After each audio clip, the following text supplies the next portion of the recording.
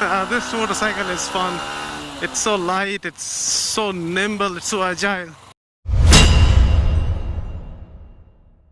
So before starting the video, I would like to thank RT Krishna Hero. They are located on Hosur main road. They are very close to the Hosur road junction.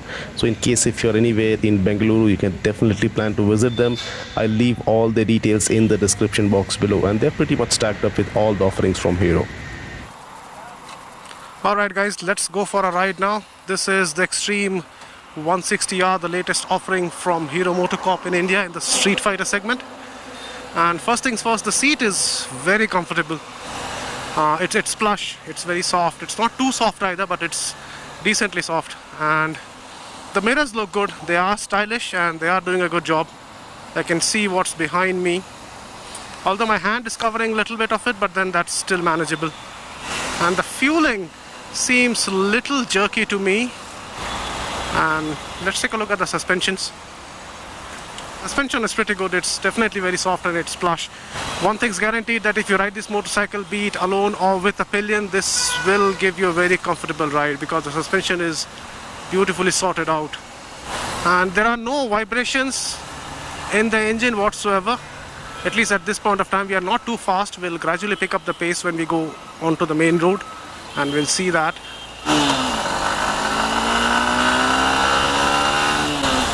So I am almost touching the red line in each gear, but still there are no vibrations, and the brakes are very good. I did just slam onto the front brake and the ABS did its job. There was no fumbling at all. It did not scare me even a bit, and the maneuverability is very beautiful. It's very good on this motorcycle. It's because it's lightweight. It's one of the lightest motorcycles in its segment. So as you can see, you can just zip through the traffic whenever you want to. And look at how we are going.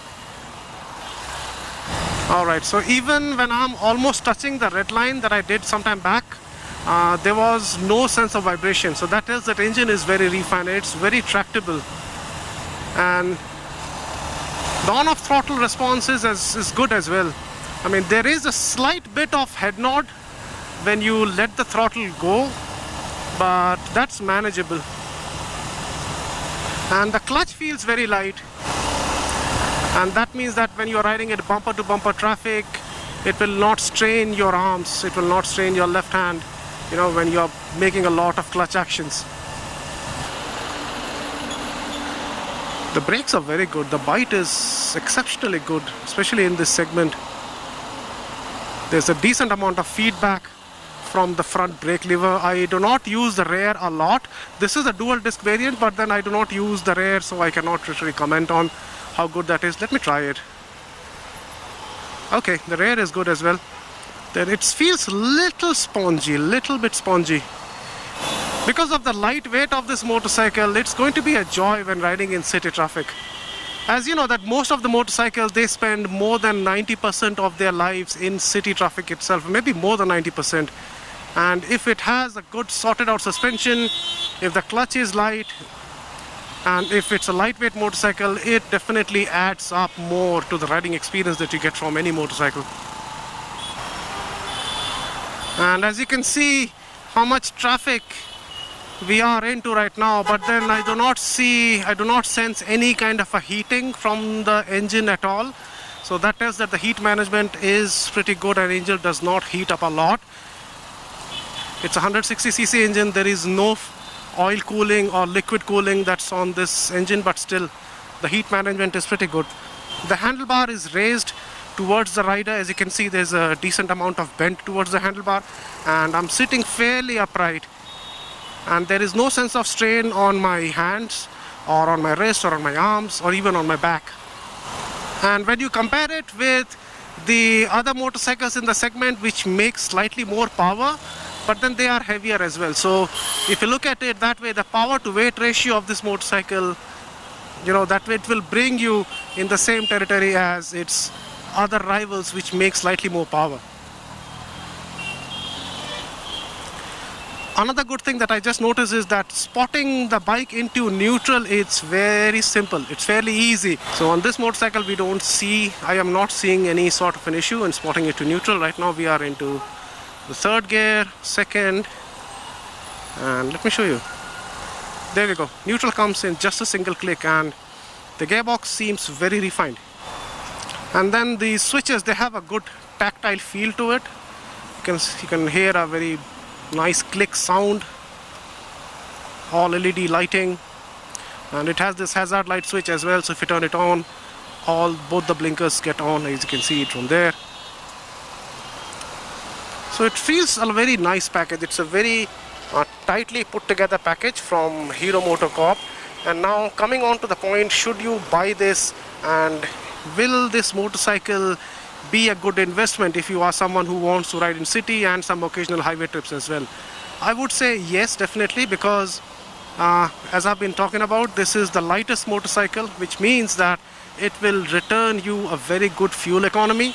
That's the first thing. Second thing is, being a Hero, it is guaranteed that this motorcycle's maintenance would be very, very inexpensive. It will be cheap. I should not use the word cheap, but then yeah, inexpensive, definitely it is going to be, because Hero MotoCorp is known, they are very popular of making, less expensive spare parts. So in either ways, this is a good motorcycle. And as I was telling, that can you take it on highways? Definitely yes, you can, and you can take it on highways. This will definitely do good speeds.